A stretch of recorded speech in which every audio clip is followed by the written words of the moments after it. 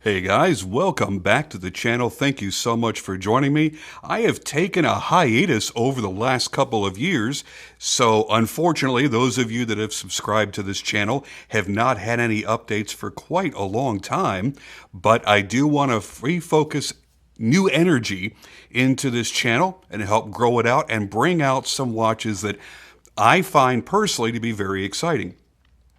Now, for those that are newer to the channel, even though it is called the 5-minute watch review, when I do a spotlight review, those will tend to be longer in duration than that simple 5 minutes, mostly because there's history to discuss with a particular brand or a particular watch model, or there's something that I find exciting and special about that particular watch that may take me a little bit longer to get through than a quick 5-minute in and out kind of review. And today will certainly be one example of that. Today we're going to be taking a look at the Sinn U1 made in Germany. Now, they only have one main distributor, and that's watchbuys.com, so it's unfortunate that you can't just order from your chosen preferred dealer and cross-reference different pricing structures. So you're only going to have that one frame of reference unless you're buying on the secondary market. And I would always caution you to be careful when buying on the secondary market, no matter what the watch is. Now, the current price for this watch today in 2024 is $2,640 on the rubber strap. If it's on the H-Link bracelet, they're $2,680. And if you get the fully tegmented version, that jumps up to $3,320 on the rubber strap. So there's a quite a big price difference there if you go for fully tegmented or not. And in a few minutes, we'll discuss what tegmenting is so that you know if it's something that's going to be important to you or not so much, and if it's worth the money for you. Now, why is the U1 so special? Well, there's a few reasons, actually. Firstly, for me personally, the visual aesthetic of the clean, sterile tool watch with the Lego markers and Lego hands that have the red and the white against this very, very dark black was a major reason that I wanted to have one. But the fact that it's made from submarine steel is another factor. So yes, and we'll talk about that in a few minutes, the steel that this case and bezel are made from are from its actual submarine steel. So it's as much of a diving instrument as you could possibly ever get. And speaking to that, another big reason that you're going to want to get this is because this is a full 1,000 meters water resistant, but it's only 14.7 millimeters thick.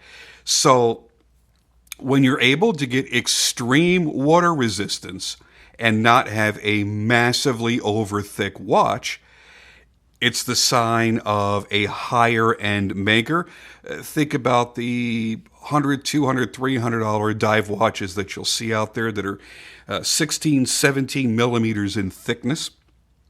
And while there are plenty of people that can carry that off, and I certainly have in the past, it's just not something I'm interested in any longer. But when they're able to do that in a slimmer case, especially in a mechanical or automatic movement, it's kind of a big deal. It shows their technical prowess in their manufacturing. Now, as is often the case with certain brands, the prestige and the history of the brand is going to be another major factor that plays into if someone is going to seek out a particular watch and how much value they place on it. Now, I find this special for pretty much all of those reasons that I just listed. And all of those things all together made me lust after this watch. And for those curious, yes, the proper pronunciation of the brand is Sinn, named after the founder, Helmut Sinn, a pilot and flight instructor who wanted to make a flawless, reliable pilot watch. And he also made instrumentation to go inside airplane cockpits. And that's how the company began. And they're a relatively young brand, having been founded only in 1961. Now, that does sound like a long time ago. We're talking about horology. You're talking prestigious brands that are hundreds now of years old. So it's crazy how young this brand is and how quickly they've perfected what they do. Now, getting to the steel, as I promised before, it is actual German submarine hull material. It's called HY80 steel. So it's extremely hard, extremely tough, and highly corrosion resistant. And it's going to have a darker color temperature than, say, 316L stainless steel or 904L stainless steel. And you don't need to rinse the watch after submersion in salt water, because even with 316L steel, which is a really good stainless steel with great stainless properties, meaning it's going to be corrosion resistant, you still want to give it a good rinse after submerging in salt water. So if you go to the beach, you're going to want to rinse it off after you're done, just to get the salt residue off so it's not just sitting there and eating into the surface of the steel. Because at some point, almost all stainless steels are going to rust or corrode to some degree.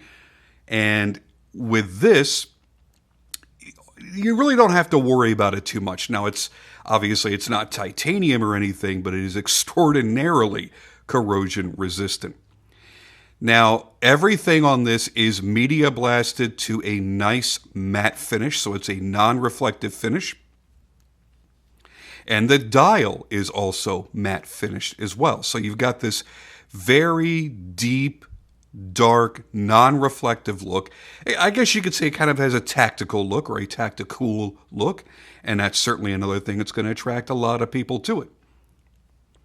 Now, the steel, as I mentioned before, the HY80 steel, is made by a German U-boat manufacturer, and it's crafted into a case by SUG. SUG is a world-renowned case manufacturer producing some of the finest dive and pilot watch cases for some of the most famous top-tier brands. And all they do is make watch cases. That's it, purely just watch cases, and that's why they're the best in the business, because they only have one single focus. Sinn has used SUG for case manufacturing since they were founded in 1961. Now, on this particular watch, only the bezel is tegimented. And tegimenting is a special process, oops, sorry, I didn't mean to bump the camera there, used by Sinn to harden the steel significantly. So it's basically carbon infusion to the stainless steel. Now, if you look at regular 316L stainless steel, which is what we're accustomed to in most decent watches, you know that they're fairly resilient to scratching. Not crazy, but it's got a hardness to it because it is heat-treated steel, so there's a little bit of a hardness to it. But with this special processing, it is more than 5 times the hardness of the surface of heat-treated 316L steel, and more than 6 times harder than Rolex's 904L stainless. A lot of people don't realize this unless they've owned a Rolex or done some research, but 904 is slightly easier to scratch than 316L.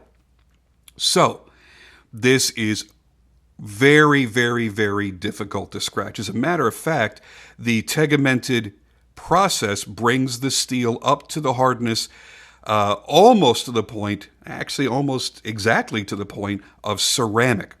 So it's extremely difficult to scratch or ding or dent. So it's going to take a little bit of work and a little bit of abuse for you to do so. Now, as I'm making my way into the specs here in a moment, I do want to put this on the wrist to let you see how it fits on me.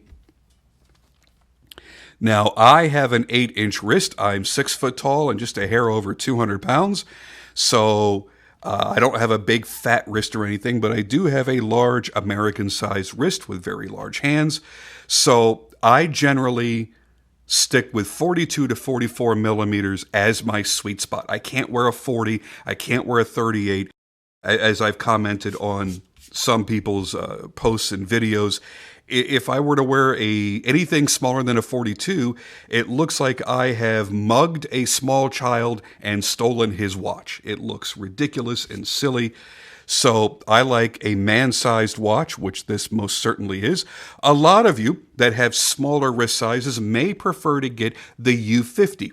The U50 is visually identical, but it's sized down. I believe that's a 42 millimeter or a 41.5 millimeter, if I'm not mistaken. So this is a good time to discuss, after I wrap up tegmenting, the specifications while I have it here. Now, if this were a fully tegmented watch, then the clasp would also be specifically hardened. And as you see here, it's not. It's got some scratches throughout from regular everyday wear. This is the kind of watch that you're not really going to baby. This isn't going to be a safe queen. You're going to want to wear it and enjoy it. And as you see there, it is worn and enjoyed. Another thing that I appreciate about this is one of those watches that really enjoys changing out the strap. So there's a lot of different looks you can go for, and I'll show you a few of those as we go along. So the tegmenting is kind of a big deal to me, and I believe the next Sinn I buy in the future, I am going to buy a fully tegmented version so that it's really going to be as impervious as it possibly can be. Now, while I've heard tegmented pronounced in a couple of different ways, both tegmented and tegimented, my research points to tegmented being correct, as this is the way that the workers at the Sinn headquarters pronounce it in interviews that I've watched. But feel free to argue in the comments section. I'm sure you guys know more than they do. Although tegimented is more comfortable on my dumb American tongue, I have forced myself to learn to say tegmented, even though it feels wrong somehow. I don't know. So again, let's get to those specifications now. Diameter of the case is 44 millimeters. The thickness is 14.7 millimeters. And the lug width, which is where your strap would be fitting into, is going to be 22 millimeters. And the lug length, which is measuring from the end of one lug to the other, is going to be 50.5 millimeters. And that is going to have a lot to do with how this is going to play on the wrist, if it's going to play very large or somewhat manageable if you have a somewhat smaller wrist. Now, if you're looking at weight being a big deal, remember, this is submarine steel. This is not titanium. This is going to weigh a bit. It's 113 grams head only. That doesn't count in the strap, which actually has a decent amount of weight to it, or the clasp on there. And they have evolved through a few different clasps. This watch model was introduced in 2005. Mine is from 2006, and they have gone through a couple of different clasp iterations for their strap. This is a fully machined scissor-style diver's clasp that's on here.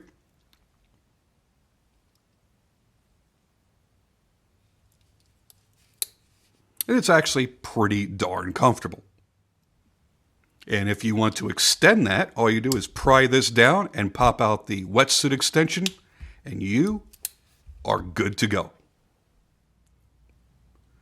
Now, shown here is one of my personal favorite ways to wear this watch, with a red FKM rubber strap. Number one, the FKM straps are unbelievably comfortable. But number two, I like the playfulness of the red because it does bring out the red that's in the dial, and it really is a handsome look overall. Very quickly, I'll slap this on.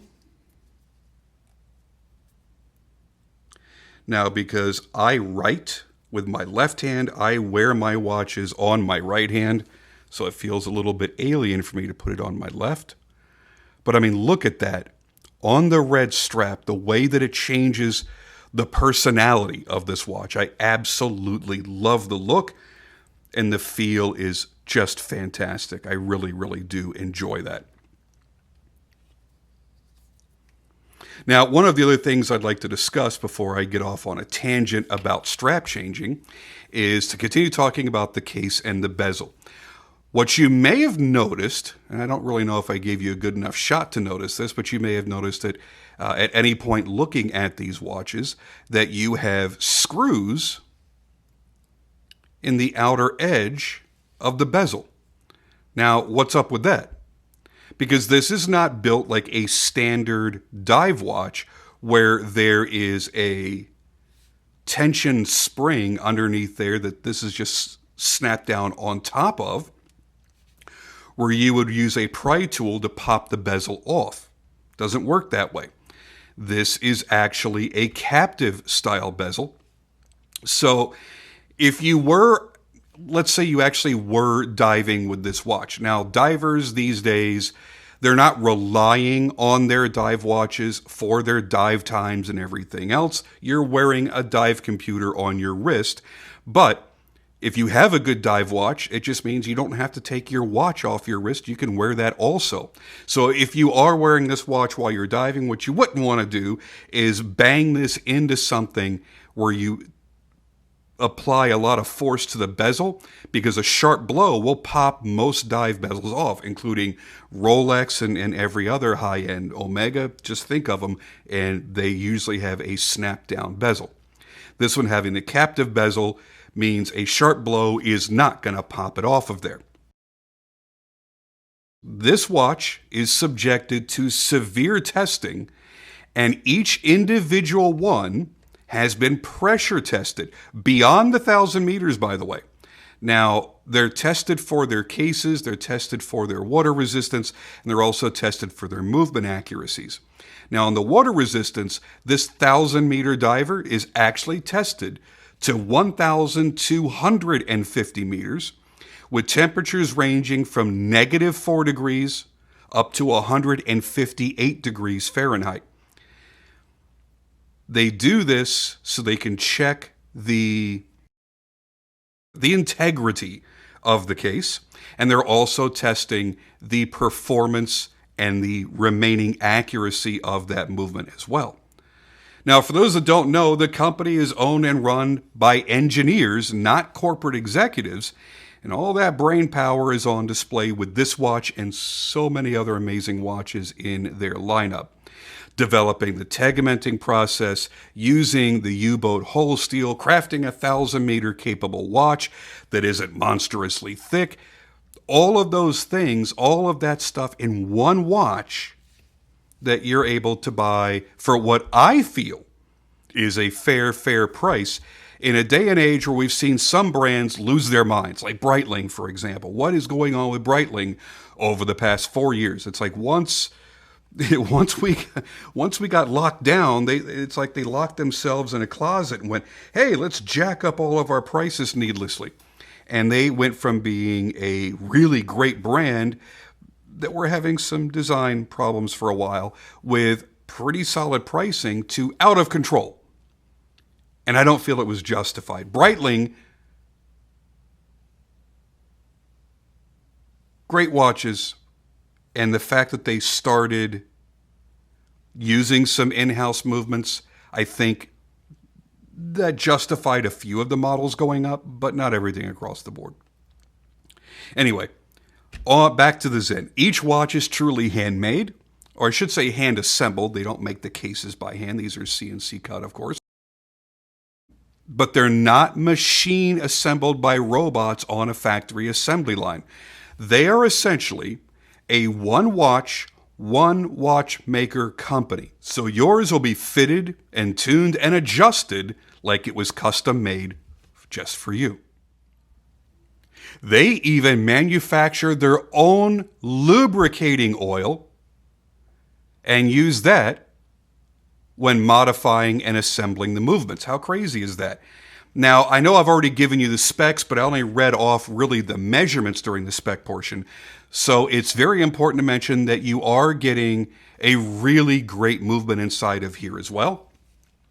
You're getting a Sellita SW200 top grade movement. So with this, it's adjusted to run within COSC specs. You can take a top grade SW200 and submit it to the COSC to get chronometer certification. Now, Sinn does not do that, but they do individually adjust each and every movement to run within those accuracy specs. Now, it is great when you can have a COSC certified movement, but I'll say this, and some people may disagree, and that's totally fine. I think that it's not worth paying additional money to a brand that submits to the COSC just because the accuracy that has been stated, that has, I should not stated, but has been verified on that certificate is done so before the movement is cased into the final watch. The watch is finished, the watch is packaged, then it's shipped. Let's say it's a Swiss-made watch or a German-made watch in this case, and shipped from overseas to the distributor, to then a dealer in the United States, and then to you or to a store that you're buying it from. A lot of things can happen to that movement to make it slightly less accurate than when it was submitted for testing as a chronometer graded movement. So I don't put a tremendous amount of importance on that. I do want it to run within that spec if possible, and that can even be done by your local watchmaker. If you have a high grade movement, if you go to a really good local watchmaker, they can manually adjust your movement, tune it up, and get it running within those specs as well.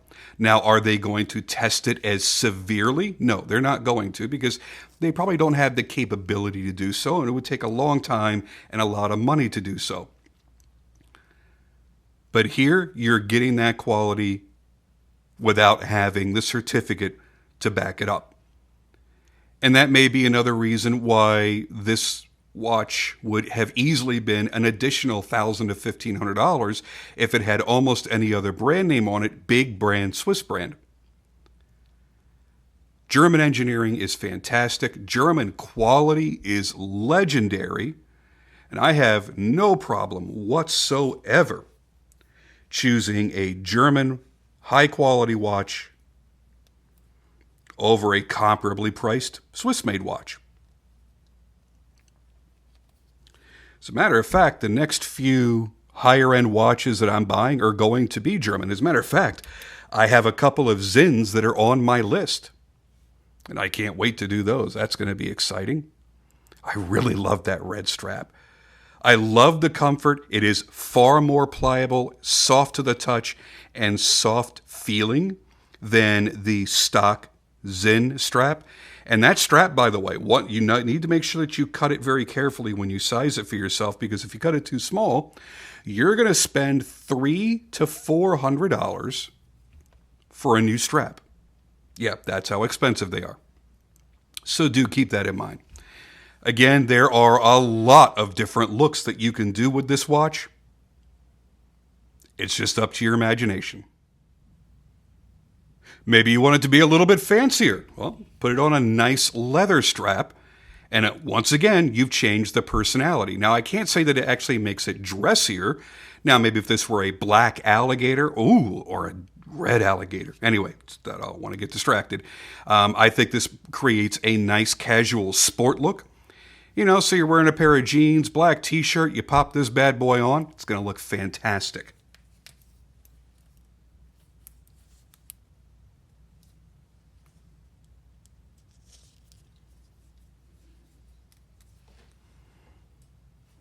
Now, while I personally don't do the leather too often on this, I do like how it looks.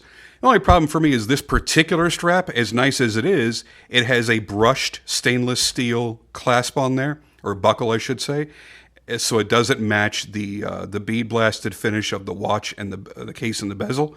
But honestly, most people are never going to notice it, so it's not that big of a deal. And I think it looks good. It has a classic look to it. And it's simple and understated. But again, you have a whole world of looks. I know at some point I'm going to definitely be buying a fully tegmented bracelet.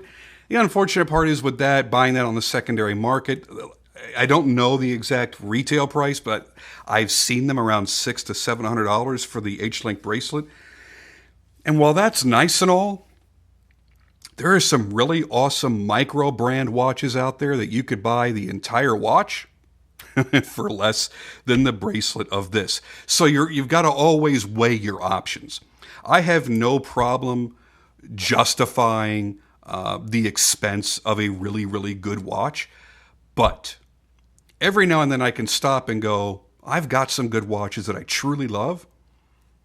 Maybe I could take that proposed expenditure and spend half as much and get a really great micro brand watch, or a couple of really nice, maybe limited edition collector's version G-Shocks. There's a lot of great options out there, and sometimes we struggle with that. And that's one of the things that I'm going to start focusing on a lot on my channel now, is talking about a lot of micro brands, which I did do toward the end of my uploads, probably the last dozen or so uploads that I did before I stopped uploading to this channel.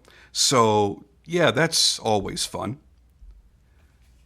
Value is good. Now, I think it's time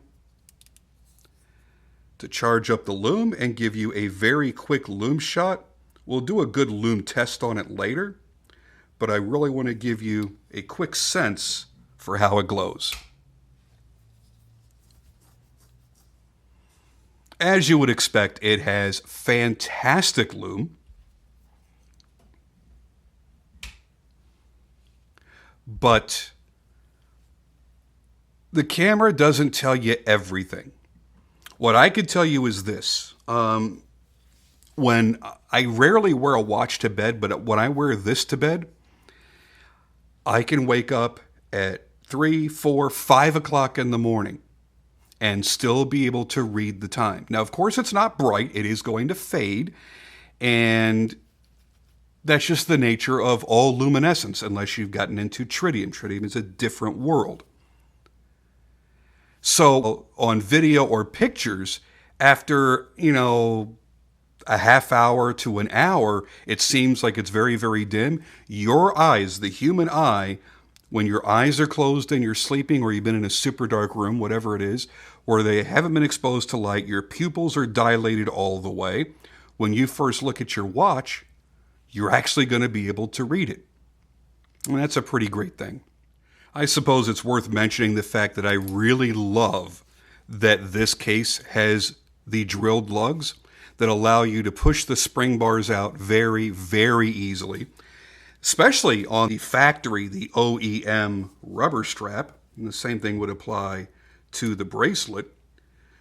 Those could be rather challenging for someone to do just with a spring bar tool.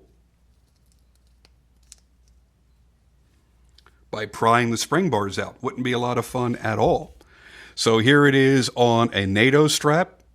Now, unfortunately, this strap is a little bit short for me because, again, hey, big old American wrist. So it should be going through the second hoop and then being tucked, but unfortunately, it doesn't make it that far. So I end up having to kind of just tuck it in there. And this is one of my other favorite looks. So it's for me, it's between this and the red FKM strap. I used to hate NATO straps when I was younger, and now I've come to really, really appreciate the dressed down, casual, again, kind of tactical look that it has, and how much it can enhance any dive watch, any sport watch, completely. And yeah, they're thin, they're lightweight, they're comfortable. It can make almost any watch more comfortable just by putting it on the right NATO strap. So anyway, that's it for me on this. I hope I gave you guys enough useful information if you're weighing your options on this watch.